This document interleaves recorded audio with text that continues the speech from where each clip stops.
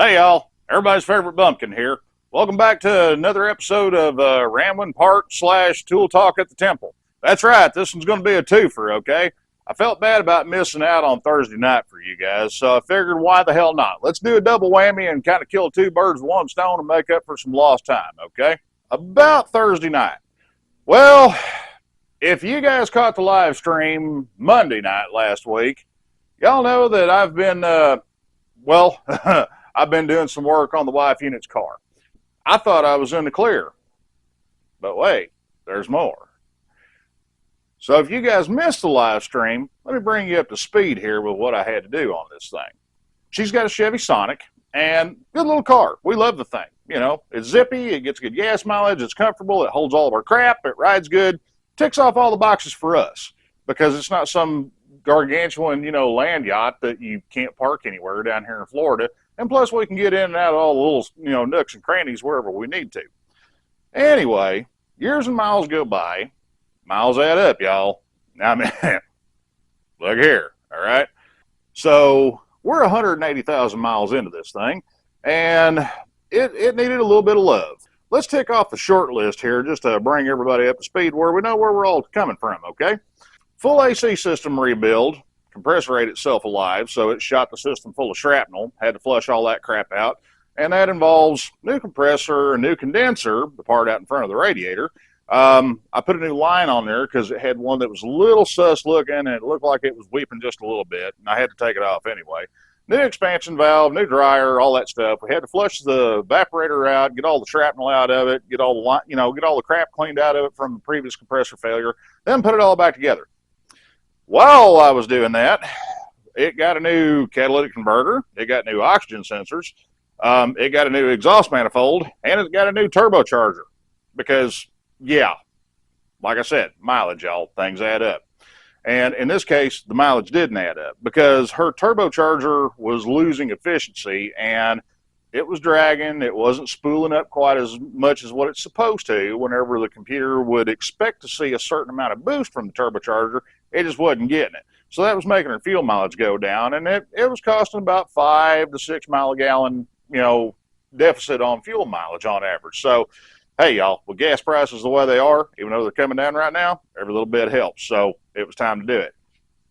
While we were doing that, we found some engineering, what the hell were they thinking moments whenever I found a plastic oil drain line that went from the turbocharger back to the block.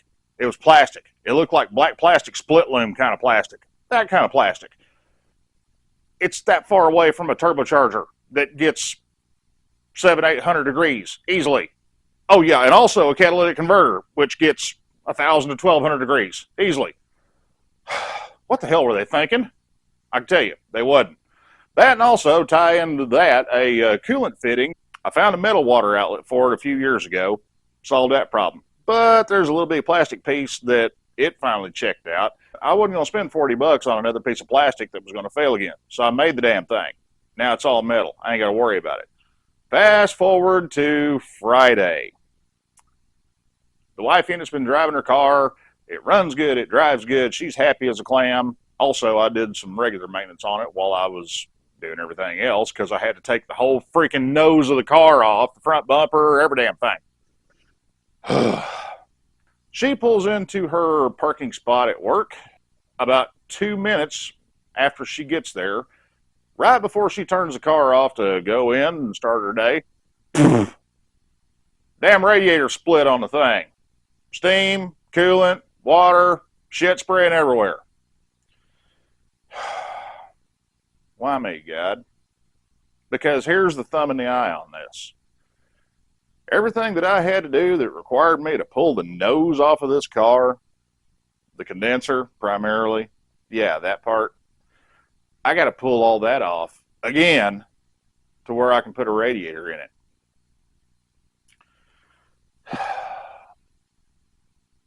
I'm thinking that once upon a time in my younger years, whenever I was walking through the deer woods, I inadvertently hung my bow or leaned my rifle up against a tree, did my business, and not realizing it, but apparently somewhere along the way, I whizzed on an Indian burial ground.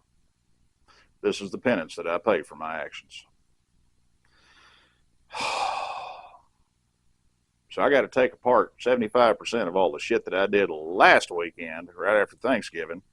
And guess what? We get to do it all over again. Didn't see any indication that made me think, hey, you know what? Maybe we ought to put a radiator in here while we're here. No. This is the penance I pay. Anyway, that's not what we're here for. Starting out, let's get into the tool talk side of this, okay? Now, you guys know I've done a video in the past where I show you how to change your own tires at home, blah, blah, blah, all that.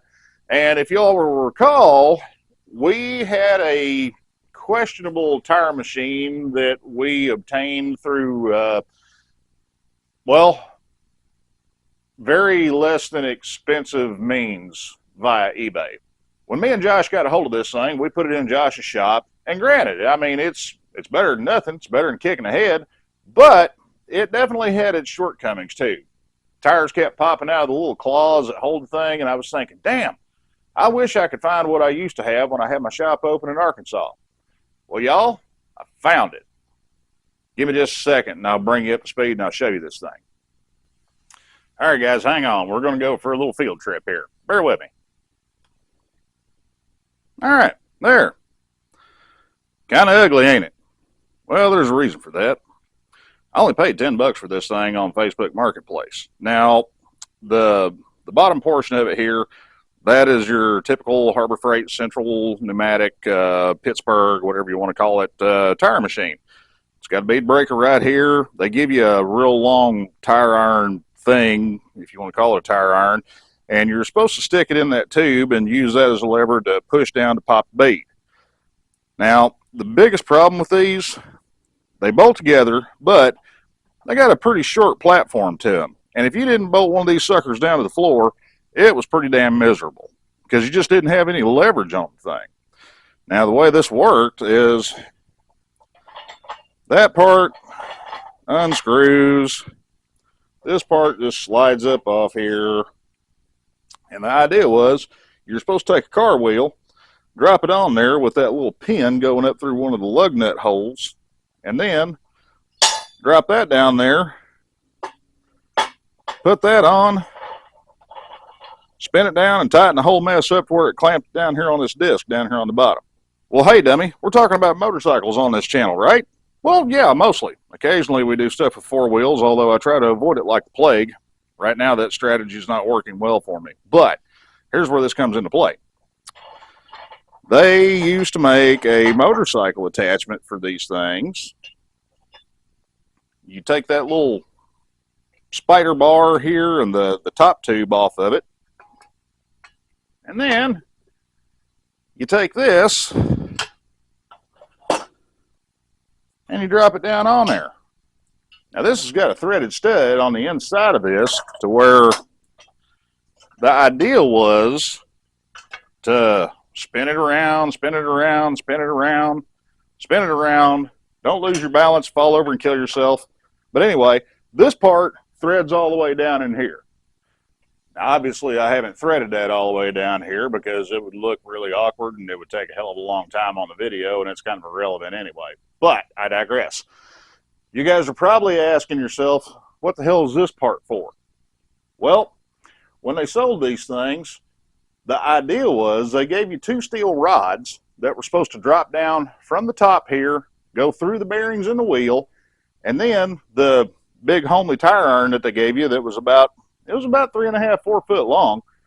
The idea was you were supposed to stick that in the wheel, lever up one bead of the tire, and then walk it around to where it would scoot around and peel the bead off the tire.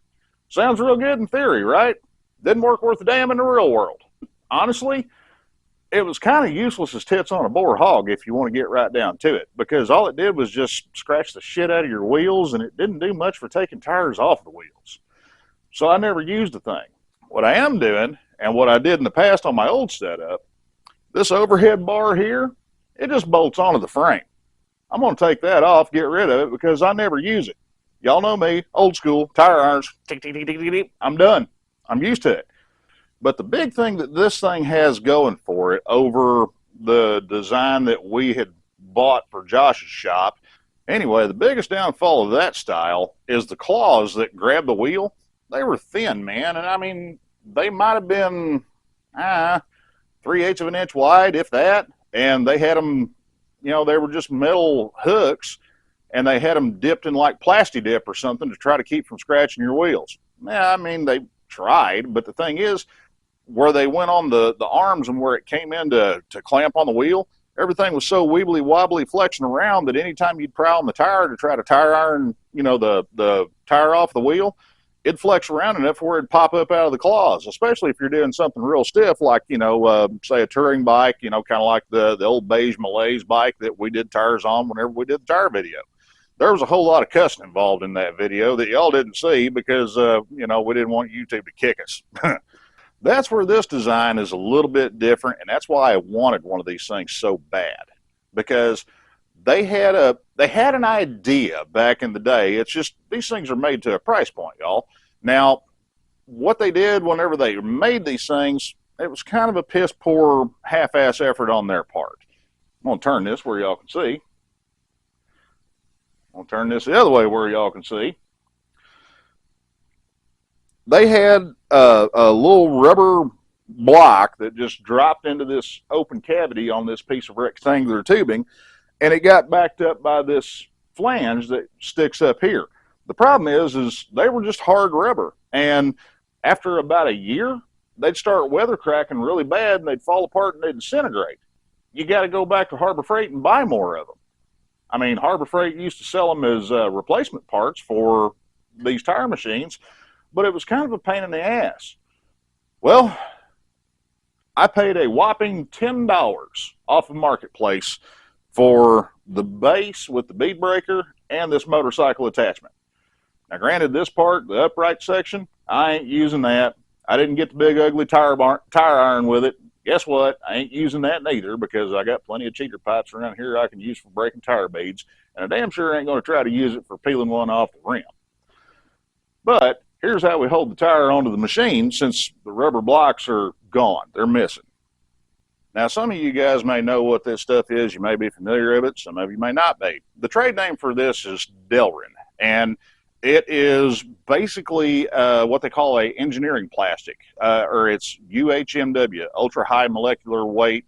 Not really sure if you would call it a nylon or a plastic or a hybrid of the two. But anyway, UHMW/Delrin, that's your keyword you want to search for if you go looking for this stuff. It's thermally stable. It's thermally resistant. It deals with high temperatures fairly well. It doesn't melt unless you get it stupid hot, but that's not what we're doing with it right now. There's our wheel grabber. See, here's the problem. That pocket used to have this big rubber block that just dropped in there, and this backed it up, and it was just a hook shape. And they were kind of soft and squishy, but they'd break down and they'd fail pretty quick. Well, here's how we get around that, because I didn't get the rubbers with these. There. It drops in nice and free. This Delrin, it will not scratch your wheels. It will not scratch your chrome. It will not scratch your aluminum unless you do something spectacular. And if you've done that, you've done something. But the upside of this, these are very easily made. I had to make 3 of these things, and I carved all 3 of these out of one single 12-inch long stick that was 2 inches around, and I got a couple inches of it left over for doing other stuff. But the thing is, I found out when you're looking for Delrin, in particular, something that's kind of big, or like if you need a flat sheet or something to where you can make rectangular blocks like this, it's actually cheaper if you buy it as round stock and whittle away what you don't need instead of buying it as a square sheet. I mean, tremendously so. 2 sticks of that 2-inch Delrin for, making these, because they sold them as a 2-pack. So I got a spare. 2 sticks of that was, I think it was $22 shipped on Amazon. Comparatively, one single piece of Delrin flat stock that was 1 inch thick, that was 2 inches wide, and 6 inches long, that was almost $40. and I was barely going to have enough room to make these out of that. So, $22, and I got enough stuff where I could make 3 more, and plus have some extra material for other widgets or whatever in the hell I want to do with it. Oh yeah, that's what I'm doing. Now, will these last forever? No. But they'll hold up a hell of a lot better than the rubber blocks did. And chances are, if you guys find one of these things out there in the wild, and if you look around on Marketplace and on Craigslist, they are out there. And I've been looking for a while, and I see quite a few of them pop up. The problem is they were, well, let's put it this way. Either I was in the wrong place or they were in the wrong place. I had a hard time justifying driving, 150 miles just to pick up a old wore out Harbor Freight tire machine, even if it was cheap enough. I got lucky. This one was damn near in my backyard whenever I found it. So there you go. So I'm into it for $30 now. Let's round it off just to make the math simpler. $20 for my material for making the claws. $10 for the gizmo. That just drops in. You don't need to bolt these in because once the wheel comes in and clamps on it, this tab on the back, that supports the block and that provides your clamping pressure on your wheel. But also, whenever this is clamped, these rock back slightly to where that block's locked in place. It's not going to go anywhere. Now, the good thing about this type of tire machine, it'll do anything from a ATV tire, like a little 10-inch mini bike tire. It'll go down that small, or it'll go big enough to where it'll do a 23-inch front tire. It may potentially have enough meat on the outside of the frame on this thing where you can drill one more hole. You might be able to do a 26 on it, but I wouldn't hold my breath. But then again, most of the guys that are rolling around on stuff like that, they ain't working on their own. You know what I mean? All right. So we got the gizmo, we got our attachment, we got a way of we figured out a way where we can hang on to a tire with this thing. Well, hey dummy, didn't you tell me that it was damn near useless if you didn't have it bolted down? Yeah, I did, and yeah, it is. You got to have the thing anchored down to the floor. Hang on, let me show you this, all right? I ain't gonna lie. That thing's a big footprint, and it takes up a lot of damn space. I mean, a lot of space. It's a lot of space I don't want to give up in my garage. So what are we gonna do about that? Because you guys are probably gonna be in the same predicament I am if you've got a 1 or 2 car garage that you're working out of and you're trying to fit it out to where you can cover all your bases and be fairly self-sufficient. Well, here's how we get around that. These guys. Now these are a typical concrete anchor, but they're not like a lag shield where you drill a hole and then you drop the anchor down in there and you thread a bolt into it. These have a sleeve that once you put the bolt in it and you drill your hole, you drop the whole mess in the concrete. When you tighten the bolt up, it spreads the bottom of that sleeve out and it's got a threaded insert in the bottom that stays put. Y'all see where I'm going with this? You're going to have 4 threaded inserts in the floor of your garage, and whenever you need your tire machine, you grab it from wherever you got it stashed. Keep the bolts. What I would recommend doing is take a zip tie and zip tie all 4 of your bolts. Zip tie those to someplace on the tire machine itself. That way it all stays together and you know where they go and you know where they went. You pull it down out of the rafters like what I'm going to do, because I'm going to put a couple of screw hooks up here in my rafters in my garage. You bolt it down to the floor, you do your tires, you go on with life. Whenever you're done and you need your space back, you unbolt it from the floor, you hang the thing back up in the rafters where it's out of the way and you're not tripping over it all the time. And these 4 threaded inserts that are in your garage floor, pro tip here. Little foamy, roll them up and stick them in type of earplugs, the orange ones. Get you some of those. Put in the holes in the floor. That way they don't fill up with crap. I mean, if you need to dig them out, just grab them with a pick or something. They'll come right out of there. So let's bolt this sumbitch down. That way we can actually do some work with it, because I got some tires on order for Liberty Risk here, and I got to have a way set up to where I can put these things on there whenever they show up in a few days. I'm going to put my big boy battery in this thing because I get the feeling I'm going to need it, because this ain't no hammer drill. And drilling concrete's hard, y'all. You know what? To hell with a big boy battery. Let's put a freshy 1.5 amp battery in there and just see what the hell it does. All right, now this may sound painfully obvious to some of y'all, but first things first, you want to mark out where you got to drill your holes instead of just eyeballing them. That shit don't work. Let's poke some holes in the floor. Real bit they gave me with these anchors ain't that great. Here's a novel thought. How about we pre-drill our holes? You know, like you should if you got a brain. That's a lot of damn work for one hole. Man, my concrete drills are struggling.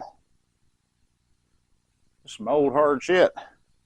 This slab's been here about 50 some odd years now.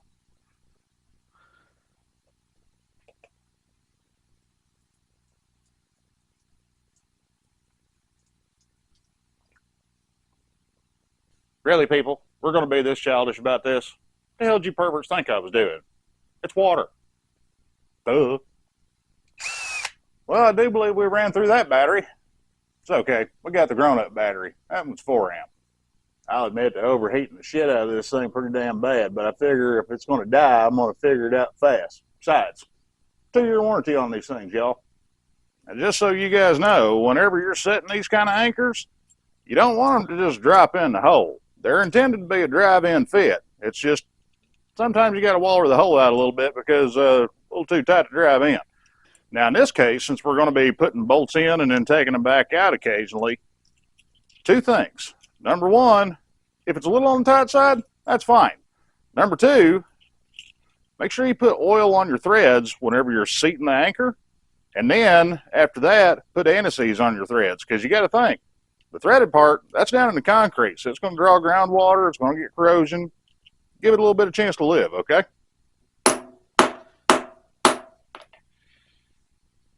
Hey, my little pecker. Yeah, I know, chrome sockets on impacts are bad. Shame on me. It's just a Walmart impact. What could possibly go wrong?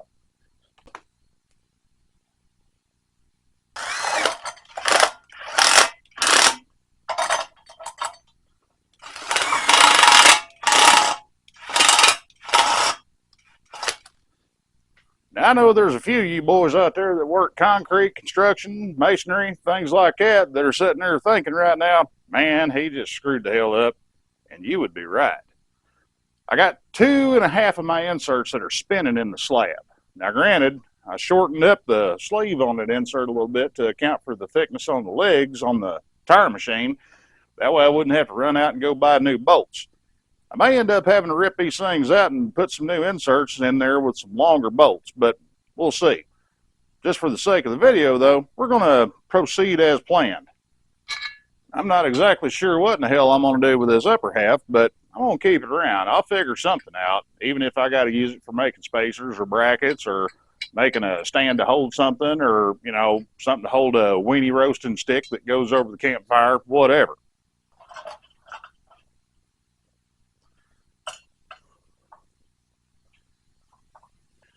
No, having to spin that thing all the way down in there is not the most convenient thing in the world. And it's going to be a pain in the ass long term whenever I have to take this thing and break it down and set it back up a few more times. Baby steps. I'll figure something out on that.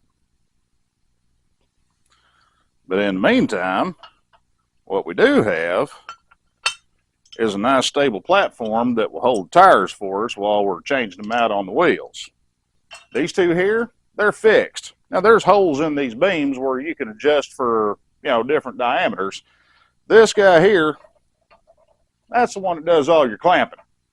A little bit of oil on it, tighten up these guide bolts here on the side just to take some of the flop and slop out of it. Hey, we're good to go. We can mount tires. And we ain't got to bust our knees up on the concrete. We ain't got to have somebody stand in the middle of the damn thing to hold it down for us. More importantly, we don't have to worry about the thing popping up off the tire machine at an inopportune time and whacking me in the head. Allegedly. Hypothetically. Not saying that it did happen, but if it did, I remember it vividly. Let's put it that way. Well, that half-ass worked. 2 of my inserts that I put down in the slab, they just started spinning around and around, and I'm going to have to pull them back out of there, cut the heads off, drive them down, whatever. So we're going to call this half of a fail. Now, I ain't going to give up on it because, honestly, I want my damn tire machine, and I'm tired of busting up my kneecaps because, you know, when you get to this age and stage here, shit clicks and pops a lot more than it used to whenever you was a young guy. But any of you guys that work in the concrete or construction business, throw me a bone here. Put me something down in the comments. Give me some guidance, because that's what we're here for, is to share knowledge, okay? What I need is some type of an insert, fastener, something that I can put down in the slab where I can have threads down in the slab and put a bolt down from the top, something that's going to be removable and reinstallable, and something that's not going to strip out and get stuck like these things did. Now, honestly, I may have screwed up by cutting an inch off of the sleeves on these things and they just didn't penetrate down deep enough. I don't know.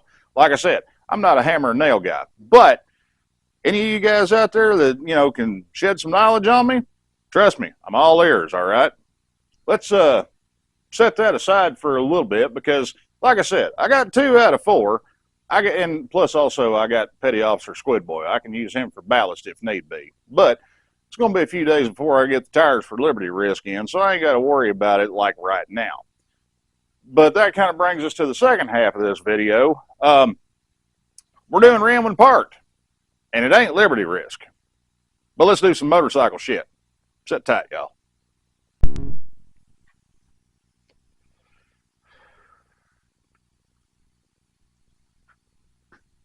Hey, y'all. Welcome back to Ramblin' Parked. Now, I know that some of you guys may think, wait a minute, whoa, hang on. This isn't right. This isn't fair. This is wrong, okay? This isn't some old decrepit bike that he dug up out of a damn junkyard somewhere. This is just an average run-of-the-mill piece of shit Yamaha. Well, you're partly right. It's not average.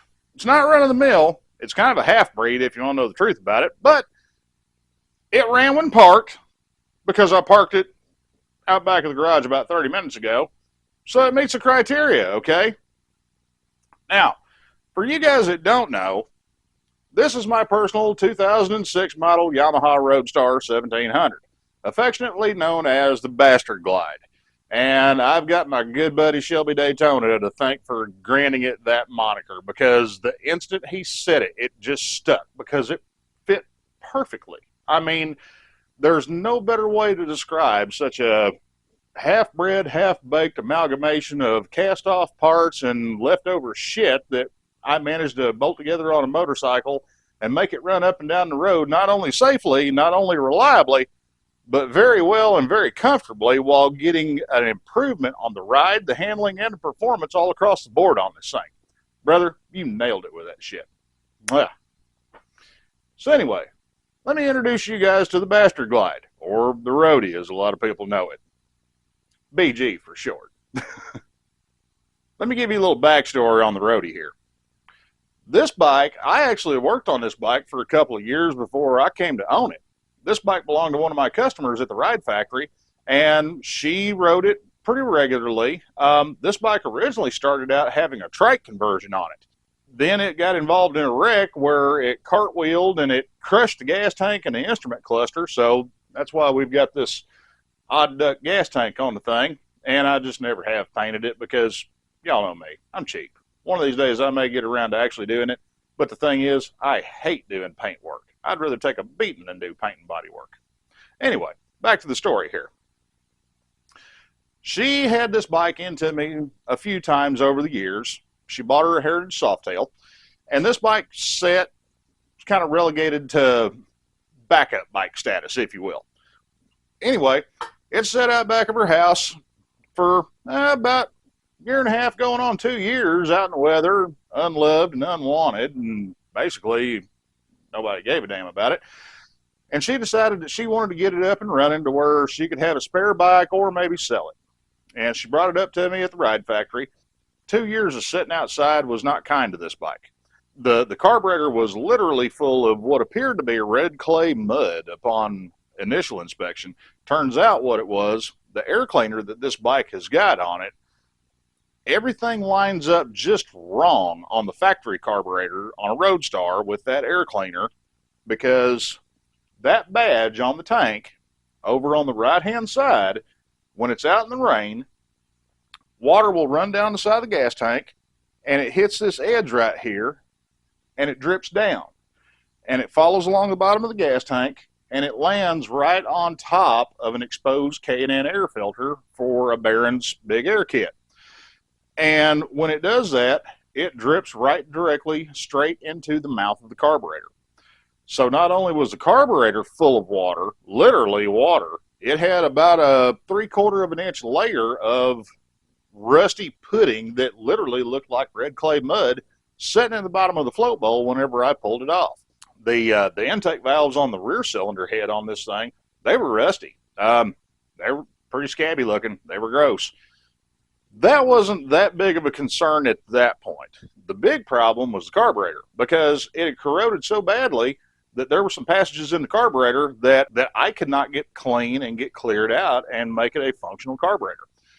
And the bad part is, Roadstar carburetors tend to pull a premium price in the used market, and at the time, I was seeing stuff in the neighborhood of $275 on up for a used carburetor that was pretty sketchy and questionable looking from the jump, and the prices just got worse from there.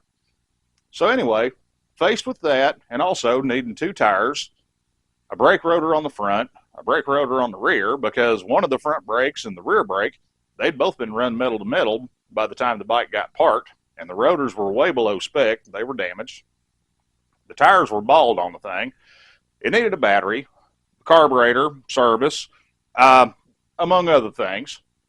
So anyway, she decided that she didn't want to put that amount of money into it, and I understand. And from a daytime business standpoint, I priced it out as fair as I could to her, and I priced it out to her as cheaply as possible. So that being said, it was still a pretty significant amount of money at the end of the day. Now, she had her Harley, and she'd had her Harley for about a year at this point, and she had some service work that she needed done on her Harley that she wasn't expecting and she hadn't budgeted for, and she sure didn't have the money to put in this bike. She was a good customer of mine, and she asked me if I'd be interested in buying the bike. And I told her, I'm really not in the market for a bike right now, especially a project. But let me know what you're thinking, and maybe we'll talk. And she's like, well, how much is my shop bill right now? And I told her, and she's like, well, I'll tell you what, if you pay off my shop bill for me on the Roadstar with what you've done up to this point, keep working on my Harley, keep doing a good job, I'll sign the title over to you. I'm like, whew, okay. Well, so in a roundabout way, in a very bizarre and obscure set of circumstances, my Roadstar here is kind of sort of the catalyst for the whole premise behind the Ramblin' Park series. Because when I got this bike, it was definitely not turnkey ready to ride. I had to do some scrounging and some scavenging. I had to do some rebuilding and some reworking. I had to do a bunch of cleaning, and I had to do a whole lot of cussing on it here and there. And believe me, I went through all of my junk boxes and junk drawers with leftovers and take-off parts. I approached this with a budget of free or cheaper whenever I decided I was going to take this on and get this bike up on the road. Now, that being said, that brought its own unique set of needs and circumstances along with it. Number one being, I came home and I had to tell the wife unit, baby, I bought a motorcycle today. She's like, you did what? Yep, I bought a motorcycle today. How much? And I told her. What's it need? And it took a while, but I told her. And she's like, okay, it's on you. I don't want a lawn ornament, because I got enough of those as it is. I'm kind of like the local shelter for wayward motorcycles. Anyways, I started digging into it, and I did eventually manage to get the carburetor cleared out and functioning. Now, I will say this. I went into this on blind faith and pure dumb luck and hard-headed intuition that I would be able to make work what I was attempting to do. This is absolutely not something that I would ever do on a customer's motorcycle because, number one, the liability is just far too great. I am not going to put somebody in jeopardy like that. I'm not going to put somebody at risk for a breakdown like that, or worse, a mechanical issue that may potentially cause an accident. I'm sorry. Been there, done that. I've been on the receiving end of that a couple times now. I ain't going to have that on my head whenever I transcend from this plane of existence into the next. No, thank you. However, on my own shit, I've got a little bit more latitude on that because whatever happens, hey, the buck stops here. It's on me. On the original carburetor on this motorcycle, I actually drilled out some of the factory Welch plugs in the side of the carburetor casting that are pressed in and peened in from the factory that are never supposed to be removed. Yeah, that, telling me I'm not supposed to do something? Y'all already know how this works out by now, right? But I would never do this for a customer because I can't put a guarantee behind it. My junk, on the other hand, hey, I'll roll those dice. So I managed to get the carburetor cleared out, managed to get the carburetor functional. I got it popped off and I got it running pretty damn easy. That's when the obsession, if you will, sat in. Let me take you guys for a walk and I'll show some of the high points on some of the half breeding I've done on this thing over the past few years. All right. Let's tick off the list of all the stuff that we did wrong and stuff that the internet says I should never ever do and that I'm stupid for trying. First thing I did on this thing is I got it up and running. Well, did that pretty easy if you don't know the truth about it. Oil change, a little bit of carb voodoo, new battery. We're good to go. The clutch on this thing was just starting to slip whenever I first put it on the road. So right off the rip, I put a new clutch in there. That was a given. And the way the stock floorboard mounts are on a Roadstar, I'm a big dude. I'm 6'1" and some change, and I like to be able to stretch out a little bit. So what I did is I made some extensions for my floorboards that set my floorboards 3 inches further forward, but it also kicks them up another 10 degrees over stock. That way, I can kind of get to where I want to be. I wanted a highway bar on it. I just happened to have one from a Road King that was laying around, and it was beat up from a collision, but it was straight enough to where I could set it up there and measure it out. So I ended up ordering a Amazon repop, and yeah, the powder coat on it's beat up, and it's starting to get some rust blisters here and there, but hey, it is what it is, y'all. I paid $40 for the highway bar on this thing. That and about another $30 for the highway pegs. Now I got room where I can stretch out and be comfy and cozy. And the funny part is, except for having to thread that hole right there in the frame, everything else lined up and bolted up like it was built for it. So yay me. Originally, this bike had the factory Yamaha leatherette type saddlebags that had the studs and whatnot on it that matched the seat. And the seat is another freebie on this bike. Before Mustang stopped producing them, this deluxe touring saddle for this thing sold for like $900. Now, there's no way on God's green earth I would ever pay that much money for a seat for a motorcycle. But considering it came with the bike, hell yeah, I'll take it. And by the way, it is comfy. Now, a lot of y'all may recognize these. These are the 14 and up Rushmore style saddlebags from Harley. But these ain't Harley bags. These are repop bags. And they're the way they were out of the box. I ordered them matte black. That way it'd blend in with everything else on the bike, more or less. And I wouldn't have to worry about painting them. Now, one thing I do regret, the bag brackets, when I got them with chrome brackets. And that was my lesson on Amazon Chrome. If I had to do it over again, I'd ordered it with a black bracket. That way I can just touch it up with some spray paint. But, as luck would have it, the bolt hole spacing on the fender struts on a Roadstar, it is the same as a Harley Softail. It is identical. And that's what these bags are meant for. These are meant to be a conversion bag for a Softail. And the only thing I had to do to mount them is that little aluminum plate right there. I had to make that to where I could anchor that bottom mount. Rest of it, bolted straight up. Easy peasy. Hey, for $250 for the pair of them, I'll take it all day long because it gives me a place where I can stash all my crap, gives me a place where I can keep it all dry, and plus, I can lock it up to keep people out of it whenever I don't want them messing with my junk. Same for the Tour Pack as well. That Tour Pack mount, it's a quick release. I think I've had it off of here a grand total of 2 times now in 2 years. But, again, it's meant for a Softail.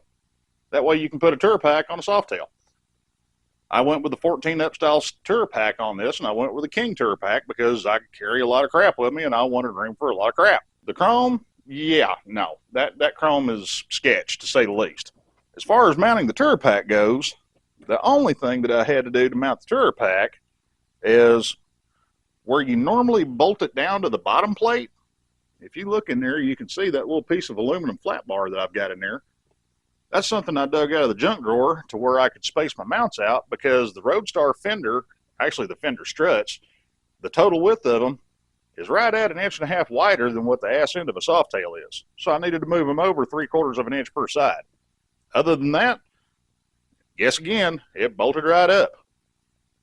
And then there is the aforementioned Barron's Big Air Kit air cleaner that swamped the original carburetor. And you can see what I'm talking about here. The rainwater hits that badge, runs down, and bloop, it goes right there. And it drips down right straight into the mouth of the original carb.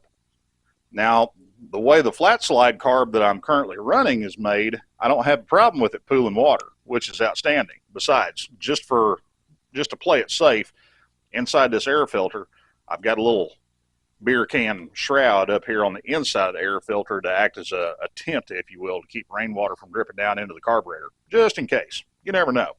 Now, a lot of folks might not realize this, but that exhaust might look familiar to some of you guys. There's a reason for that. About 2/3 of the exhaust on this bike came off a barf party. That's right, Shade Tree Surgeon's Mutant FXR. Well, I guess the apple don't fall far from the tree, but I ended up taking a set of Roadstar head pipes that I had, and I cut the upper half of them off because I needed these upper bends, and I married them together right around in here. And then, due to my lousy welder and my poor welding skills, I wrapped it all up in that titanium exhaust wrap just to hide my shame and my booger welds. But it went on the bike real good. It fits on the bike real good. And it sounds real good. It was real close on the saddlebags, but we made it work. If I had one complaint about it, whenever I've got a passenger on the back with me, or if I've got a bunch of stuff in the bags, it droops a little bit low on the right-hand side, and it'll drag just a little bit in the corner, but it's not that bad. Now, getting upstairs, those risers, a buddy of mine gave those to me and told me if I could use them, to use them. So I used them. Now, this is what originally got me to thinking about how to go about offsetting the riser bushing holes on the triple trees for Hondas and things like that, because I had to do it on this one to make Harley risers fit, because they're a 3.5-inch center, whereas all of your metric bikes use a 4-inch center. And the wiring for my hand controls, it runs down through the bars, it runs down through the risers, and it exits there at the bottom, because these are a wiring through type riser. Now, these bars, I think these came off of a Road Glide. I'm not sure. They're some type of Harley Touring model bar, but that's as far as I know. But I had them. They was cheap because they were free. And, hey, they weren't bent, so I used them. Some of y'all may notice that these wheels on this thing look a little bit familiar. They should. Because keeping up with our theme of Harley cast-off and half-breed parts, these wheels, these are off of a 19 model Road Glide that a good friend of mine gave me whenever he upgraded his wheels. Wayne, I appreciate the shit out of it, brother. And yeah, I need to clean them up a little bit, but whenever you took them off of Beyonce, they're still rolling down the road, my man. They're getting it done. Now, the front wheel swap, that was a walk in the park. Pretty much all I had to do is I had to make a stepped shape wheel spacer for the front. That way I could make up for the difference in the axle diameter, because the Harley wheel bearing's 25 millimeter and the Yamaha axle's 22 millimeter on the front. That wasn't that big of a deal. That, spacers for the brake calipers to get the calipers to center up, boom, we're in like Flint. The back half, on the other hand, that was a whole nother story, because I definitely wanted to swap the Harley rear wheel on. Number one, because nobody ever does it, and I like a challenge, / also I'm a glutton for punishment. And two, originally when Yamaha built these bikes, they had a 150/80/16 tire on the back of them. That's right, guys. They had a Sportster tire on the back of a 1700 Roadstar that weighs 800 plus pounds. Don't know what the hell they were thinking with that. The back took a whole hell of a lot of finagling, measuring, and fabricating, And when it was all said and done, I had to relocate the brake caliper bracket to work with a smaller diameter rotor, still using the stock Yamaha caliper, because the Harley brake rotor is 290 millimeter in diameter, whereas the Yamaha is 320 millimeter in diameter. So I had to make up for an inch there. Now, if you notice, you can see a little happy stripe right there where occasionally I get just a little bit of rub off of my back tire. But the reason I get that is because on Roadstars, everything on the ass end of the bike, from the rider's seat back, it's mounted with 4 bolts in an area about 4 inches square here on the back of the frame, underneath the fender, or in the front of the fender. Everything mounts right there. So everything from the seat on back, whenever you hit a bump, it'll sway, it'll flex a little bit. And it gets a little wiggle jiggle in it, but it's not a bad deal. Now, when I started adding weight to this thing, along with everything else, it started showing some chinks in the armor as far as suspension and ride quality goes, namely the rear shock. If you've ever ridden a Roadstar, you know the rear shocks suck on these bikes. Brand new out of the box, they might make 20,000 miles and then they're done for. That explains why I've got this little guy right here. What that is that's a manual hydraulic preload adjuster. That's from an old Suzuki Katana 1100. The reason it's there is because I'm not going to be able to show you, because that shock ain't a Roadstar shock. That shock's from an 1800 Goldwing. And the 1800 Goldwing from the factory, they have a electric preload adjustment that allows you to soften up or firm up the back end of the bike. Well, how it works is it's got an electric pump that pumps hydraulic fluid to a hydraulic preload collar that's mounted on top of the shock. I didn't want to mess around with all the electric voodoo, so I found a manual preload adjuster from the old Katana, made up a line for it, made a couple of fittings for it, boom, done. Now, bolting a Goldwing shock on a Roadstar is nothing new. Plenty of guys have done it before me, so I can't take credit on that one. Same for the preload adjuster. But I did do a few things a little bit different as far as the way I mounted it. Mine doesn't have the squeaks and rattles and the clank whenever you hit a pretty good sized bump. Now, moving forward from the ass end, going up to the front end, I had to do neck bearings on this bike a while back, not too long after I put it on the road. And if you notice, these fork caps are not a normal fork cap. When I was doing the neck bearings, I didn't have a clue how long the fork oil had been in this thing. So I figured, what the hell, I've got them off. I need to go ahead and change the fork oil and check the slugger bushes and, put some seals in it. And I came across these. These are actually meant for a Suzuki SV1000. And what they are is they're a adjustable spring preload cap. And you just turn them down. And if you see the little line here, that's a gauge to let you know how much you have that fork spring preloaded over your stock baseline. I did that way whenever I'm loaded down heavy or I've got a passenger with me. If I'm on a road trip or something like that, I can pump them up a little bit just to make them a little bit stiffer to keep it from blowing through the stroke. Also, while I was in there, I fabricated these thumb screws for it that's attached to the stem, because these are normally just a 10 millimeter hex. You may not always have a wrench handy, but I got a thumb. That's all I need. While I was in the forks, the original dampener rod holes, I welded those up and I re-drilled them just a tiny, tiny bit smaller. That way it would firm up the compression damping just a tiny bit. And also, while I was at it, I threw some Race Tech springs in there to stiffen the initial spring rate up, because let's be real, I'm a big old boy. I like my groceries. So what this all adds up to is, it's a mutt. It's a Heinz 57 from the word go. You can pretty much hear Johnny Cash's voice in that song, One Piece at a Time, anytime you get within 10 foot of this bike, because it's true. It's simple, it's solid, it's reliable as a hammer. I drive this thing everywhere because I'm motorcycle only, y'all. Y'all know that. I haven't owned a car. The wife unit owns a car. I don't own a car. I've not had a car in well over 2 years now, going on 3. In the last 2.5 years, I have probably done close to, I would say I've done probably close to about 65,000 miles on this bike up to this point. I average about 30 to 35,000 miles a year. So yeah, that's a decent solid figure. I can't tell you exactly because if you guys on the Patreon remember, a while back I kind of forgot that motorcycles need gas and ran out of gas and had to have Brian from the Ride Factory come and pick me up because I made it 4 blocks from the shop on my way to lunch and ran out of gas. And we had this whole discussion about how my speedometer hasn't worked since like February or so. That's one of the things I'm going to take a look at while I got the old bastard up here on the lift right now. But also, we got to show it some normal love.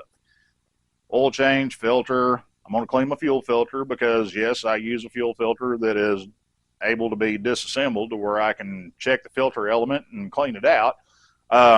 Also, I'm going to go ahead and service the air filter, even though it's just going to get grubby again. It's a K&N filter. Y'all know how they are. But we're going to go ahead and do it so we can sleep better at night. But a couple things that I am going to do outside of the realm of normal service, it's that time of year where I got to change my brake fluid. I do it yearly. I encourage people down here to try to do it yearly, especially if you've got a bike that uses .3 or .4, because that type of brake fluid, it's hygroscopic. That's a big fancy word for it will suck water out of the atmosphere. And if you get enough water saturation in your brake fluid, eventually it condenses into little droplets of water, and that's going to sink to the lowest point in the system. That's your brake calipers. The kicker there is that's also the hottest part of the system. So if you've got real high saturation in your brake fluid and you're in a bunch of stop and go traffic or you're cooking down a back road having a merry old time, if you get it hot enough, it's going to start boiling. And what happens when water boils? It makes bubbles.